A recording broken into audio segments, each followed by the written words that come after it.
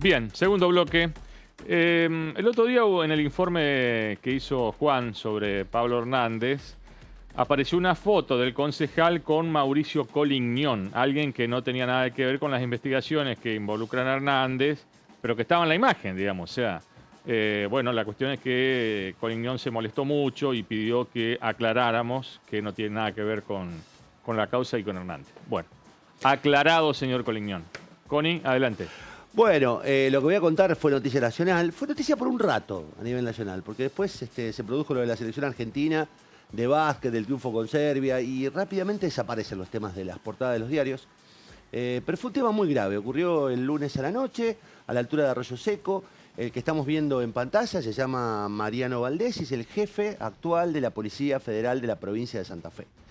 Mariano Valdés venía... Pero, perdón, de Santa Fe Capital. De Santa Fe Capital. Pero ¿Hacía cuánto? No hacía mucho tiempo que estaba, ¿no? ¿Tres meses? Él intervino el 9 de mayo. Fue el 9 de mayo que fue, Junio, lo que julio, vamos a contar ahora. 3 meses y algo. 3 meses, exactamente. Él fue atacado el 9 de septiembre, hoy es 11. 3 meses justo después de su intervención. El atentado ocurre en una circunstancia, yo puse como título un atentado muy obvio, porque el atentado ocurre en una circunstancia que solamente podían saber otros policías federales. Valdés venía... O sea, sus movimientos. Su movimiento. ¿Por qué? Valdés venía de rendir un concurso en Buenos Aires, en la capital federal. Era una información que tenían reservada, no había sido hecha pública, ni había sido trasladada a ningún otro funcionario, ni miembro ajeno a la fuerza. Y al retorno, cuando ingresa a la provincia de Santa Fe, recibe una balacera en una circunstancia que hoy se puso en duda tras la declaración del propio jefe de la policía herido. Vamos a compartir este informe, que es un relato de los hechos y la raíz, o en todo caso las raíces de este atentado, que claramente es un ajuste de cuentas, o parece un ajuste de cuentas, que nos da la impresión de que está mucho más, de que está todo mucho más podrido en términos institucional de lo que uno a veces cree. Yo le decía a Daniel, déjame hacer una reflexión antes del informe. Esto que van a escuchar ahora de mi boca, esto que van a escuchar como un relato, es apenas la superficie. Pero es tan obvia la superficie que uno empieza a divisar con claridad la profundidad y lo insuficiente que es el combate contra el narcotráfico. En estas condiciones es imposible combatir al narcotráfico. Lo dijo un fiscal santafesino, lo van a escuchar en el informe, de verdad, lo dijo el lunes, 8 horas antes de que finalmente el jefe de la Policía Federal fuera atacado en la Ruta 9.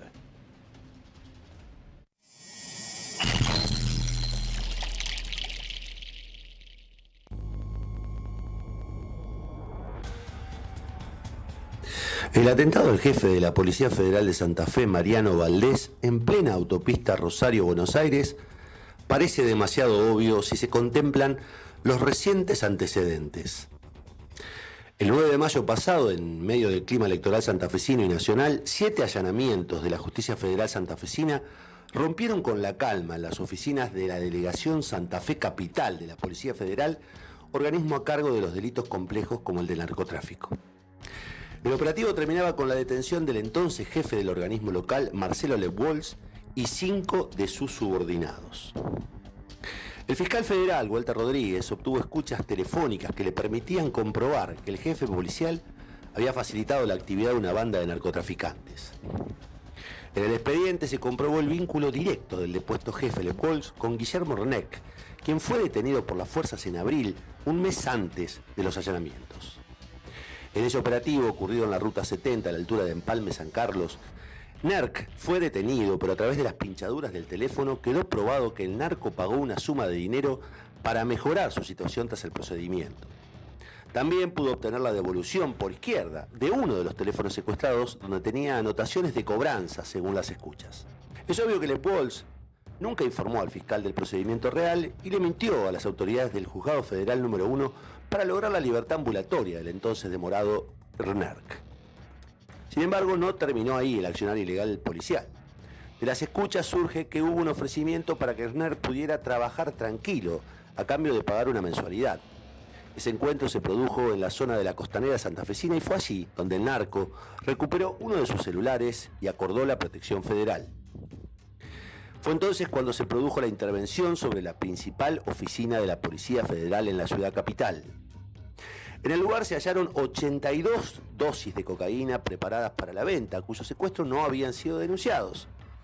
El operativo judicial contó con la presencia del jefe nacional de las fuerzas, Néstor Roncaglia, y luego de las detenciones, la causa pasó a manos de la Justicia Federal, que continuó investigando con muy bajo perfil. La noticia desapareció de un día para el otro de los diarios nacionales y provinciales. El tema se mantuvo silenciado hasta el pasado lunes, horas antes del atentado. El fiscal Walter Rodríguez hizo declaraciones públicas contando que le había enviado una carta a la ministra Patricia Bullrich en la que le manifestaba su preocupación por el alto nivel de corrupción policial y complicidad de los efectivos con las bandas delictivas. En el texto, Rodríguez le dice a la ministra: hay niveles de complicidad con el delito en ambas fuerzas, federales y provinciales, y en un número significativo. Y le pide que adopte medidas necesarias para poner fin al nivel alarmante de corrupción institucional en las fuerzas federales. Luego agrega: el dejar hacer, mirar para otro lado en temas de ventas de drogas y la intervención misma de integrantes de las fuerzas de seguridad ya desplegando acciones en el delito concretos, es muy grave. Y concluyó: al estar en la vereda de enfrente nos vemos impedidos de contar con colaboradores para poder realizar nuestro trabajo. Horas después de la publicación de la carta del fiscal Rodríguez, el auto donde se trasladaba al nuevo jefe de la Policía Federal, Valdés, se detuvo en la ruta 9 para cambiarle yerba al mate. En ese momento, desde una camioneta que se le puso a la par, salió una ráfaga de al menos 10 balazos. 2 pegaron en el cuerpo del jefe policial, que llegó a una estación de servicios en condiciones de ser atendido y finalmente trasladado a un nosocomio rosarino, donde se recupera sin riesgos de vida.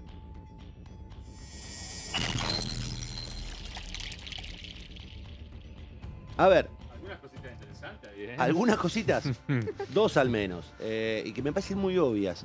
El ex jefe de la Policía de Santa Fe, federal de la ciudad de Santa Fe, Lep Gual, le había facilitado condiciones a un narco, se había quedado con una parte del cargamento del narco, lo vendía en la sede de la Policía Federal, y eso generó que el fiscal Rodríguez interviniera. Con un puesto, digamos, o sea, tienen posne, todo, ¿no? No era con tarjetas, pero de todas maneras había, me parece que cierta facilidad para vender siendo la Policía Federal.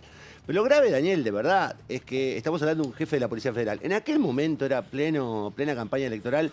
Nadie quiso hablar demasiado del tema, estuvo en los diarios 24 horas, al igual que en la escucha de la electa vicegobernadora de Santa Fe, que apareció mencionada por un narco. Nadie le dio demasiada importancia. Lo cierto es que los temas reaparecen ¿en qué momento? Aparece cuando aparece una balacera como la de ayer. Claro. Es muy obvio, digo, yo podría creer, pero es muy obvio lo que estamos viendo. Me hizo acordar mucho a la balacera a la casa de Antonio Bonfatti, me hizo acordar mucho el espectáculo de la Policía Federal y la Gendarmería en el momento en el que aparecen los 3 prófugos, Lanata y Esquilachi en Santa Fe, a la vera del río San Javier. Digo, son situaciones muy obvias. Tan obvias que uno termina diciendo, no puede ser que sea tan obvio, y empieza a dudar. Dudas que se acrecentaron hoy a la tarde a partir de algunas declaraciones del ministro de Seguridad de la provincia de Santa Fe. De todas maneras, vamos a las placas, vamos a contar cómo está la causa en este momento, qué es lo que se pudo avanzar, qué se sabe a esta hora del atentado. No hay detenidos, tampoco hay sospechados, por lo menos que se hayan hecho públicos.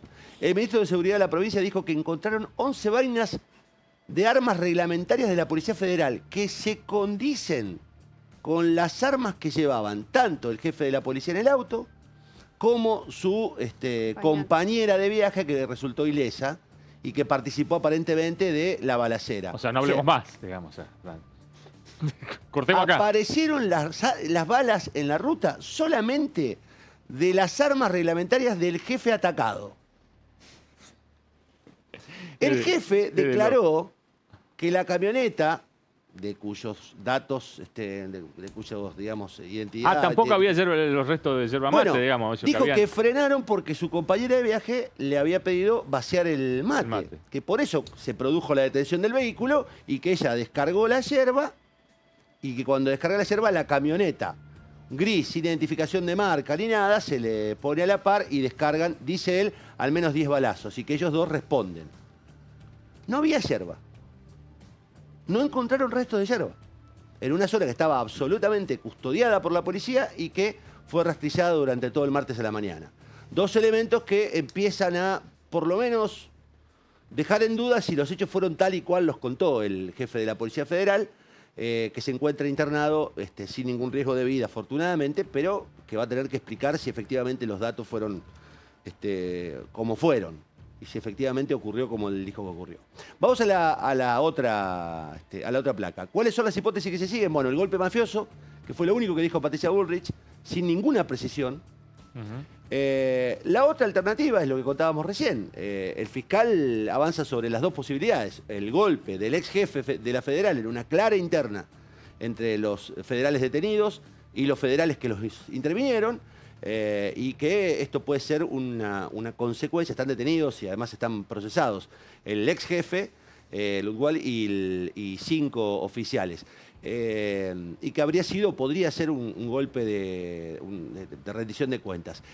Y en todos los casos, o pueden ser también un grupo narcos, que ha sido perjudicado en virtud de la intervención de la nueva jefatura de la federal, y le responden a partir de que se le complicó el trabajo. En todos los casos, y eso es lo que decía hoy, se presume la participación de efectivos de la fuerza en el atentado.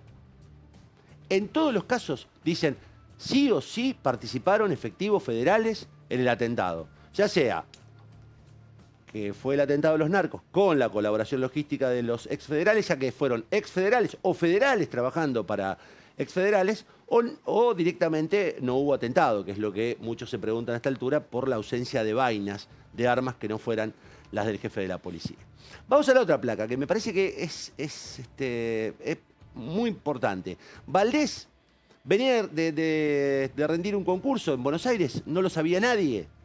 Esperaron que ocurriera en territorio santafesino. Digamos, tuvieron todo el camino desde Buenos Aires hasta la frontera, pero lo hicieron en territorio santafesino. El fiscal Rodríguez viene denunciando desde 2017 el aumento considerable de efectivos policiales federales participando de delitos.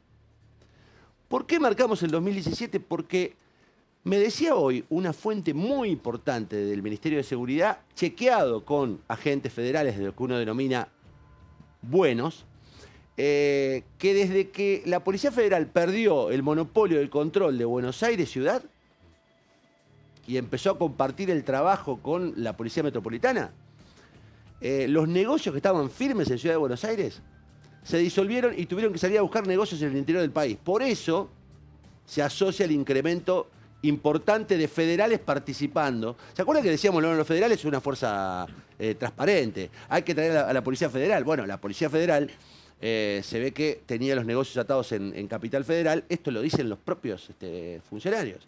Y que salieron a hacer negocios desprolijamente como ocurrió en la ciudad de Santa Fe. Y la última placa, que es lo que de algún modo a mí me genera mucha desazón, mucha tristeza, y mucha angustia de cara a cómo se puede resolver el tema del narcotráfico. En Santa Fe, escucha este dato, en Santa Fe hay 700 policías pasados a disponibilidad por participación de distintos delitos. 700 policías pasados a disponibilidad. Ciudad de Santa Fe. Desde 2007, gestión socialista, hasta la fecha se exoneraron provincia de Santa Fe, 612 oficiales provinciales. Desde 2007, es decir, desde los últimos 12 años, se exoneraron, se sacaron de la fuerza, condenados, procesados por diversos delitos, 612 oficiales provinciales. Antes del 2007, habían sido exonerados solamente 16 oficiales. Muy bien. Digo, y con esto termino, a mí me resulta muy difícil contar esto si no les digo lo que pienso. Lo que pienso es que el problema del narcotráfico, lo decía recién Miguel Bonazo, está claramente vinculado a las fuerzas de seguridad. No hay narcotráfico sin fuerzas de seguridad. Y no hay fuerza de seguridad a cargo de operativos de narcotráfico sin anuencia del poder político. Yo creo que es el momento, porque si no es muy difícil explicárselo a quien está del otro lado, de que empecemos a pensar si el narcotráfico no sigue siendo un negocio y es un negocio mejor para todos mientras siga siendo un negocio ilegal. De cada 100 homicidios que se producen en la provincia de Santa Fe, escuchen este dato, de cada 100 homicidios, 94 están vinculados al narcotráfico. 94 de cada 100. Eso quiere decir que la droga mata por consumo, pero mata mucho más por enfrentamiento entre bandas o por ajustes de cuenta entre bandas. ¿De quién es el negocio? Siendo la droga ilegal. ¿De quién es el negocio? ¿Quiénes son los que ganan? Me parece que ha quedado demostrado recién que, con un botoncito nomás de lo ocurrido ayer, que quienes deben protegernos en muchos casos son parte del negocio. Y si son parte del negocio, la pregunta es, ¿por qué no abren el negocio? Y empiezan a pagar impuestos y empiezan a competir con el resto de los mercados. Bien, tapa de análisis de mañana. A ver, Anto. Sí, Daniel, regreso sin gloria. El jefe de la Barra Fuerte y del barrio municipal retornó a la unidad penal de Paraná y es motivo de preocupación para varios. Ya tiene 2 salidas sociofamiliares mensuales y muchos se preguntan cómo regresa. Hay quienes consideran que llega con más poder que antes, como jefe narco.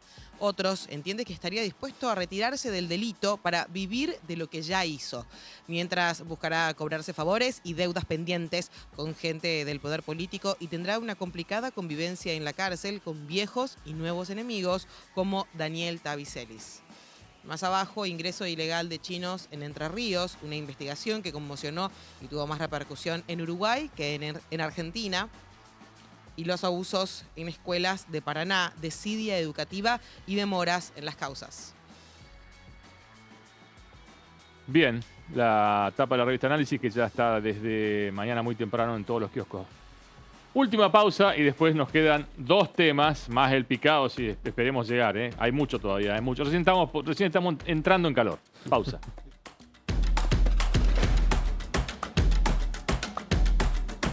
El Nido. El nuevo libro de Daniel Ernst.